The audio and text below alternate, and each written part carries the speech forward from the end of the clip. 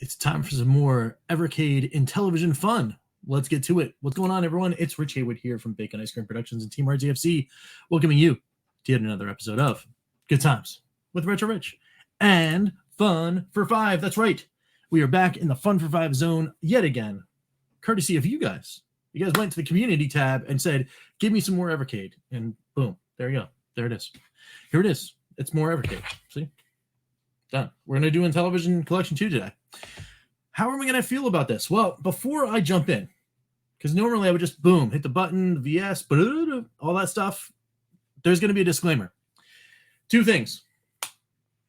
Thing one, I'm a huge Intellivision fan, just like I am a huge Atari fan. So I have some rose-tinted glasses on some of these games that some people are going to be like, dude, Rich, really? You're going to give that one a pick? Yeah, I'm giving it a pick. But it might not be for you. And I'll explain it when we get to those games. And two, there's 12 games on here. I could talk for forever because I am an Intellivision fan. I could do all this crazy stuff and tell you about all these cool stories. This is Fun for Five, where I'm supposed to spend, 5 minutes on a game, whatever. Obviously, with the Evercade collections, I'm kind of giving you my picks. What Fun for Five is like, is it worth it for someone to play? So I'm going to give you the kind of basics. You want the in-depth, like true Fun for Five experience. All of these games, and in fact, I think I already did one at least. I did auto racing. Is already on a Fun for Five schedule for Intellivision itself on IMTV Tuesdays when they come back. So hold off on that if you want the full experience for those games. Today, you're just going to get kind of like, should I even bother hitting play or not? Now, again, this collection is not going to be for everyone. However, I think it's really awesome. I think it's a super important collection, and I'm happy that it exists. And we'll get into that in a second as to why I think that. So without any further ado, now let's hop in to Intellivision Collection 2 on the Evercade VS. Let's go.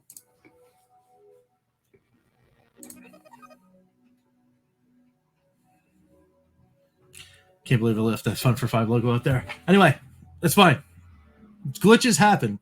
And you know what? Maybe it foreshadowing. Maybe the game is just like, you know what? You're going to talk about some Intellivision. Weird things happen when you play Intellivision games. Let's do it. I'm like, okay, fine. There it is. There I am. Talking about stuff. Let's start with auto racing. Auto racing is pretty cool. I am going to surprisingly give it a pick. And the reason why is because, okay, so this is an Intellivision game. This is made in 1980. And you can clearly see as they were attempting in like 4-bit, 8-bit, whatever bit you want to call it. I know technically they had 16-bit coprocessors, but that's not what we mean. We're talking about bits or whatever. It's got like polygons and shadows and all sorts of other crazy stuff that some other games, especially on the Atari 2600, did not have. So in that like facet, I think it's an intriguing game, something you want to just go in and play and mess around and do all this kind of thing. Is it the best top-down racer I've ever played? No, that mantle belongs to Micro Machines. If we ever get that on a Codemasters Collection 2, hint, hint, wink, wink, nudge, nudge. Galoob, please let them have that license or whatever it is. Whoever owns that license now, probably Mattel or Hasbro. Somebody owns those little cars. Let us have the little car game. Come on, let's do it. That is by far the most fun I've had in top-down fashion. World Rally, those are pretty good times too. There was that one. What was that one? Is a 32-bit GBA game on one of these collections. I want to say it was actually Codemasters too. Was it the Codemasters that was on there? Someone's going to yell at me in the comments or whatever. It's that game. Anyway, that game, Racing Fever, that game is awesome. That's really, really good. But anyway, speaking of all of the other games you could be playing on an Evercade, rather than this one is just worth the historian's time. All right, I want to collect a collection that has a look into the past to see what it was and what they were trying to do. Play this game, you'll find out. And I think because of that, it's a cool thing, and it gets a pick. We go to Cloudy Mountain, which is kind of like the grandfather of all ye old dungeon crawlers. It behooves you, if you do not if you're a fan of those, if you're a super fan of Diablo and all the, you know, like Gauntlet and all those other kind of, you know, crazy isometric top-down RPG kind of things, it behooves you to play this game just to find out what kind of, like, you know, the guy that sits in the chair and goes, back in my day, I played some RPGs. You know, that guy is going to tell you about Cloudy Mountain. And it's me, by the way, because I'm old. So it's a great game. I played this when I was at my uncle's house. He had a copy of this game. I couldn't figure out for the life of me what to do because I didn't bother reading the things that came with the game. Hint, hint, wink, wink, nudge, nudge. Inside this box are things that you can use to play said game.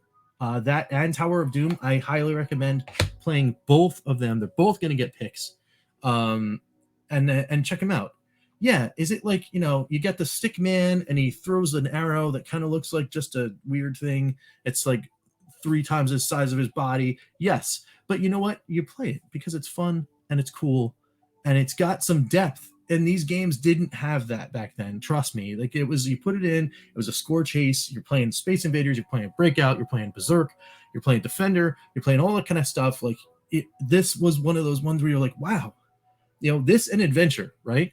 But this looks and plays, I think, in a superior way to adventure, just because of the fact that they had more power on the console and the cart. So it's worth your time. Check it out. It's Cloudy Mountain. And yes, I did include Tower of Doom back down here in that as well. It's another action RPG. It's got some really cool stuff. It does the little things a little bit differently. I want to say, like, maybe the analog is, I don't know, like Shadowgate, like something like that. It's like I could be getting that wrong, but it's cool. It's very cool. It's definitely worth your time and check it out, especially if you're an action RPG fan and you want to look into the past and find out how these games came to be. It's cool and it's worth taking a look at. So Tower of Doom, also getting that pick. And we go back up to Hover Force. Hover Force is a top-down kind of like shooter thing.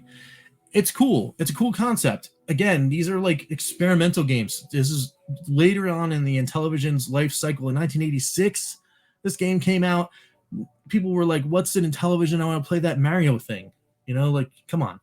You know, or Zelda or whatever, right? Yeah, that's in that era. That's way late in the Intellivision's life cycle.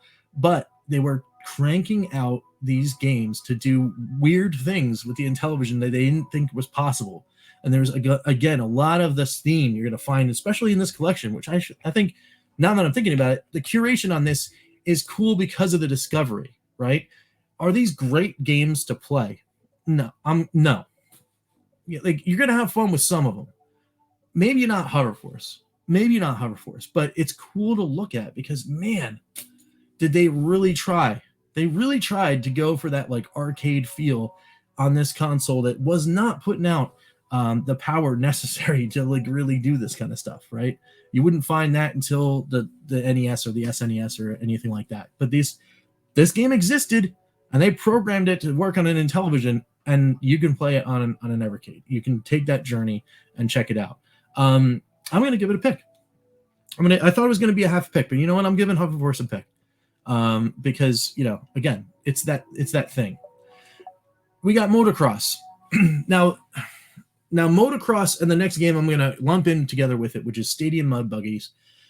These are games that I so badly want to give a pick to, but I can't do it because it's the translation. It's I've played Motocross, on an Intellivision. I owned Motocross on Intellivision.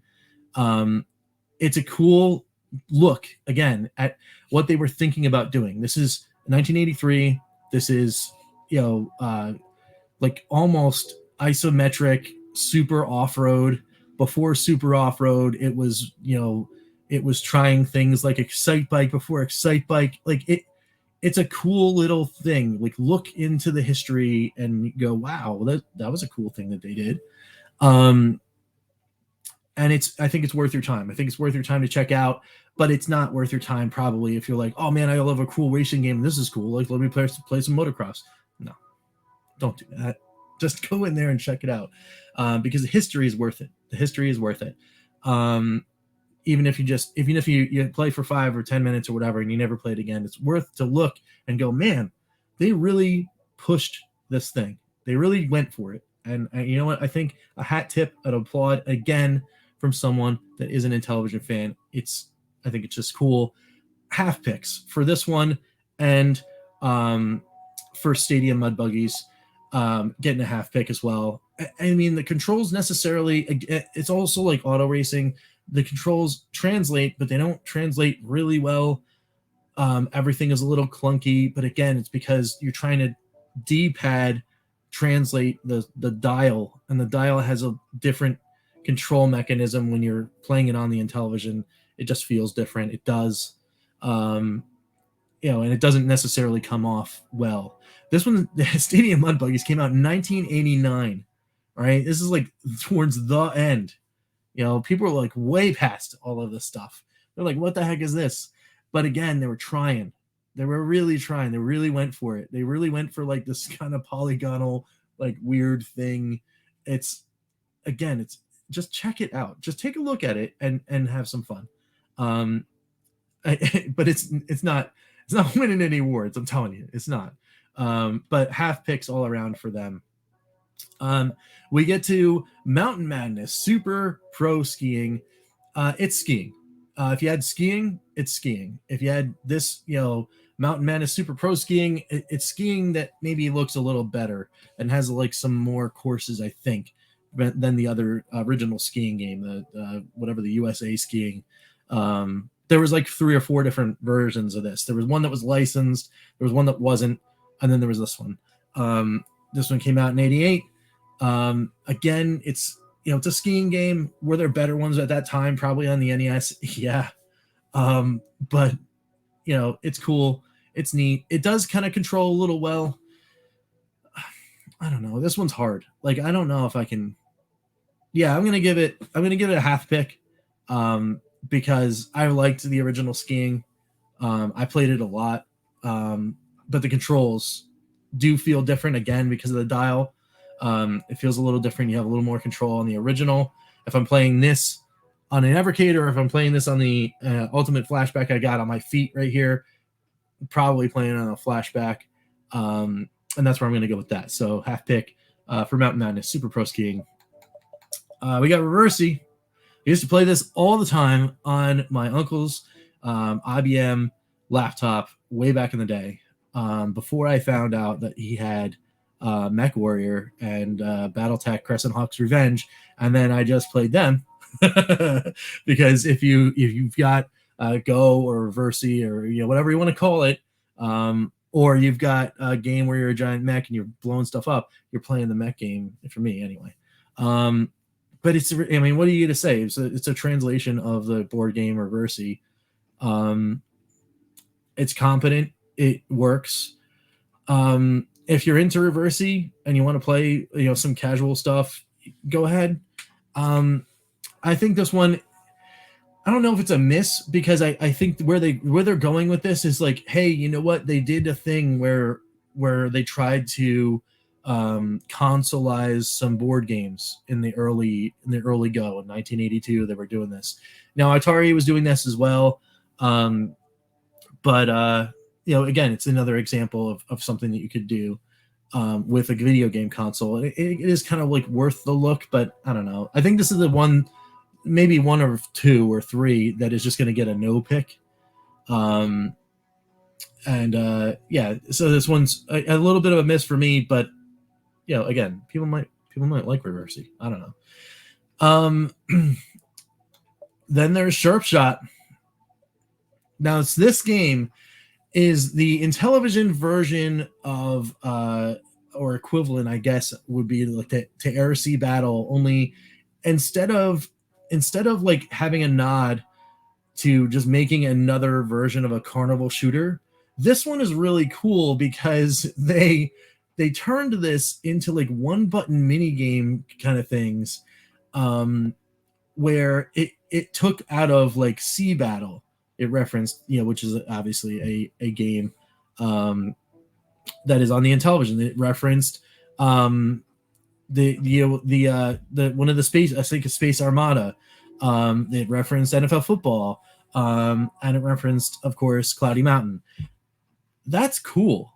It's cool to kind of like have head nods in this, like, like boiled down mini game version of this cool kind of thing. And I think it's really neat. It is 100% worth your time. I think it's a blast, especially with 2 players just sitting there and playing. The football mini game is kind of cool because it's like, it's basically you get the ball. There's a center and I guess a lineman. He's just always getting blocked. And then you got 2 free safeties running around with your 2 wide receivers, and they're running, and it's you're on like the 15 or whatever, and you just throw it into the end zone for a touchdown. If they catch it, they catch it. If they don't, they don't. Whatever. You can get intercepted or whatever too. That's kind of cool.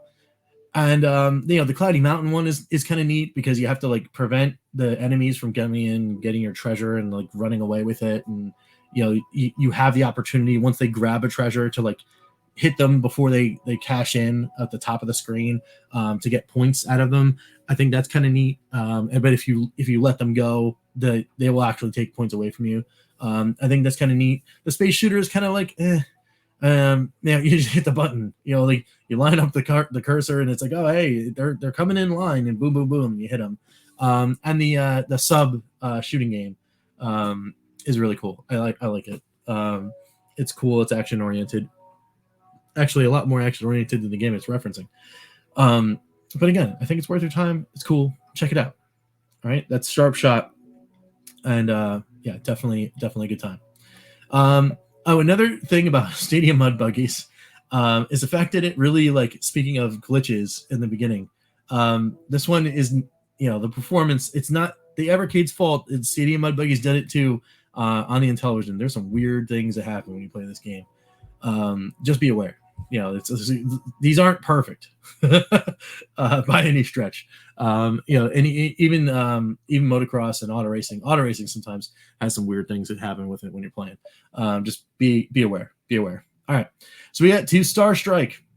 Full pick, by the way, for Sharp Side, if I didn't mention that before. You get the Star Strike. Now in Star Strike, you are an X-Wing on the Death Star, and you have to make sure that you put the bombs down the hole before it blows up Alderaan. Oh wait, I'm sorry. That's another game. So it does say Star Strike is a 3-dimensional shoot 'em up inspired by a famous sci-fi movie series. Yes, of course. I mean, I am referencing Star Wars. Dude, this game screams that whole scene. In fact, as you're coming around what would be like the planet Yavin, you can see it.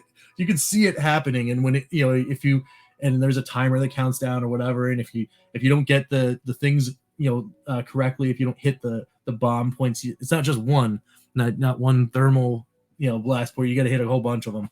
But if you're not hitting them in the right way, or you're missing them or whatever, and you don't get around, for your next run in time, the counter comes down, and then boom, it blows it up. It's really cool for an action shooter of this magnitude in 1981.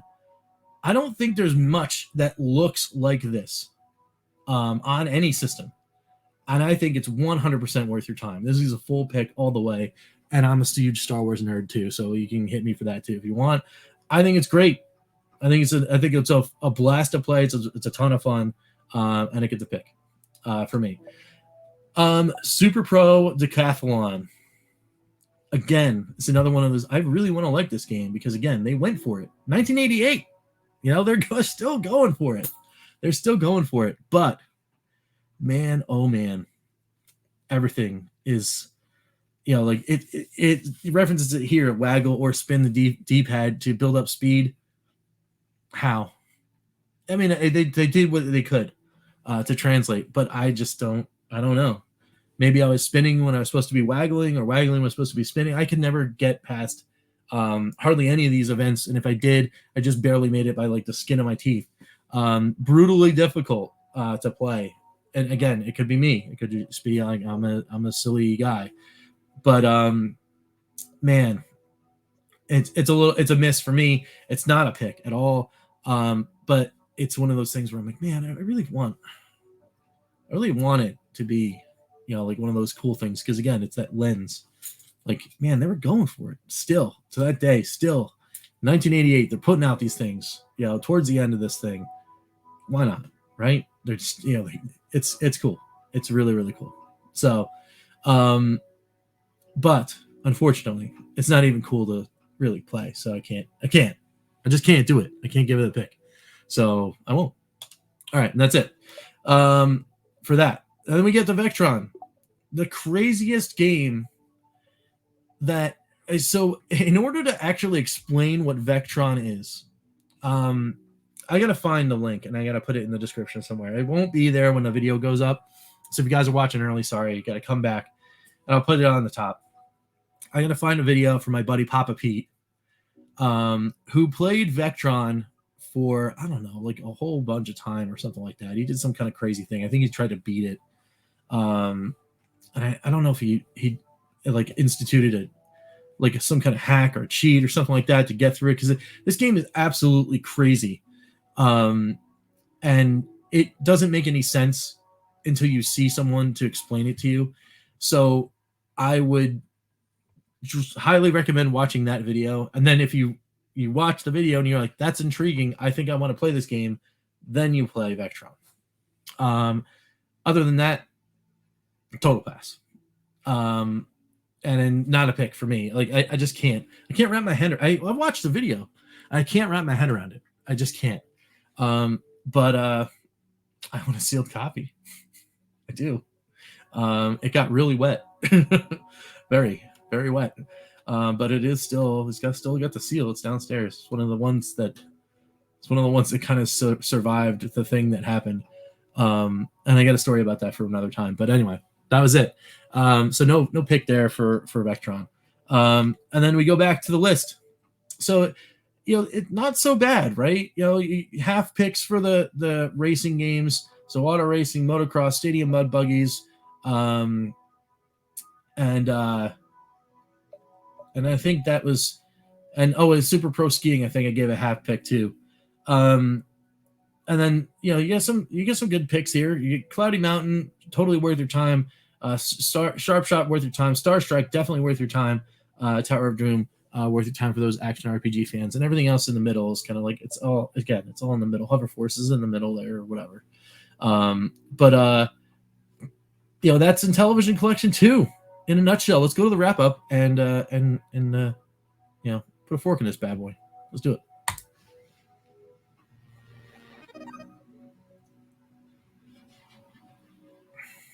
All right, guys.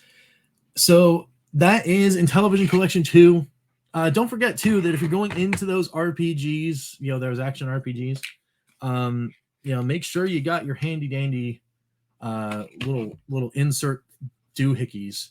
They will tell you about the items in the game. I think that's really cool. I think it's a really awesome ad that they did. And they're double-sided, and they say different things on both sides. So, you can really dig in and get some cool stuff. Don't forget too, the manual in here, it actually has information that you should look at.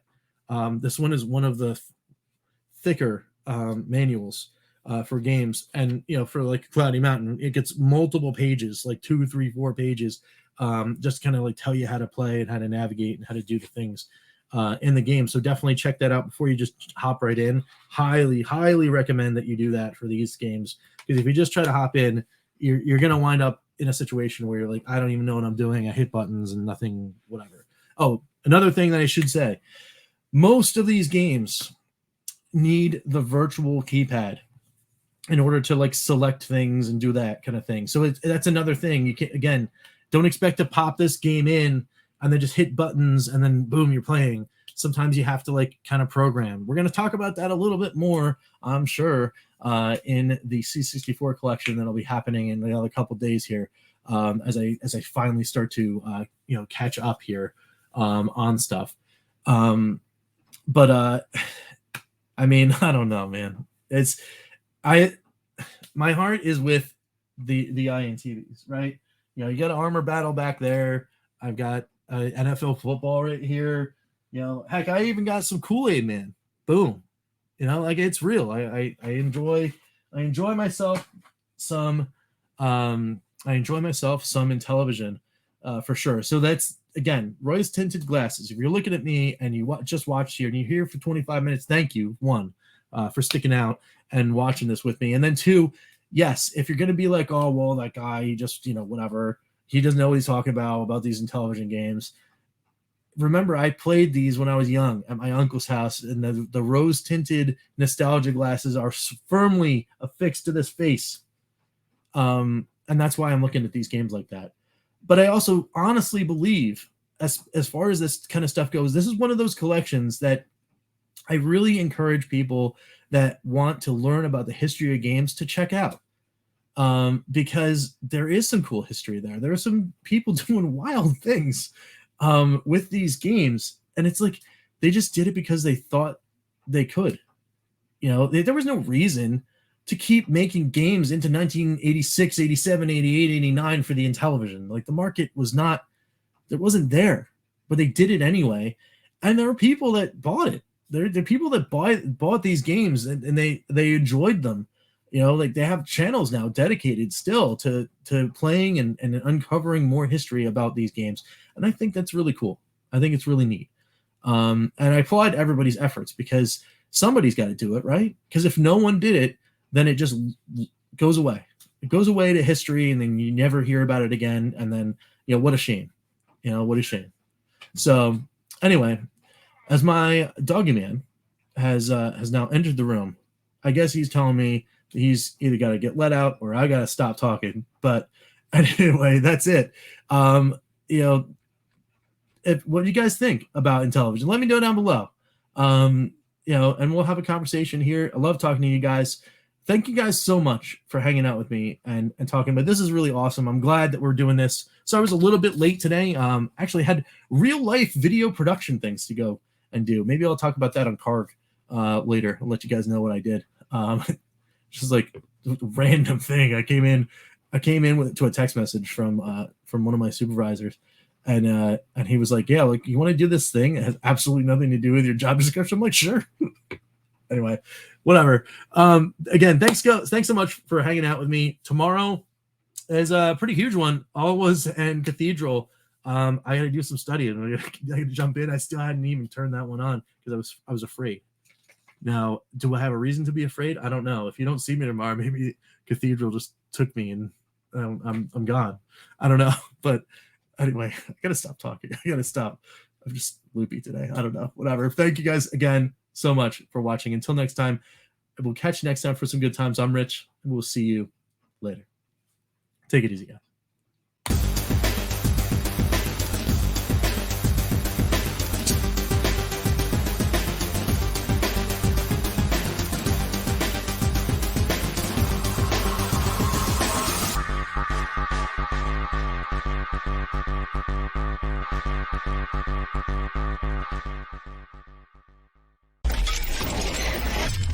RTFC.baconicecream.com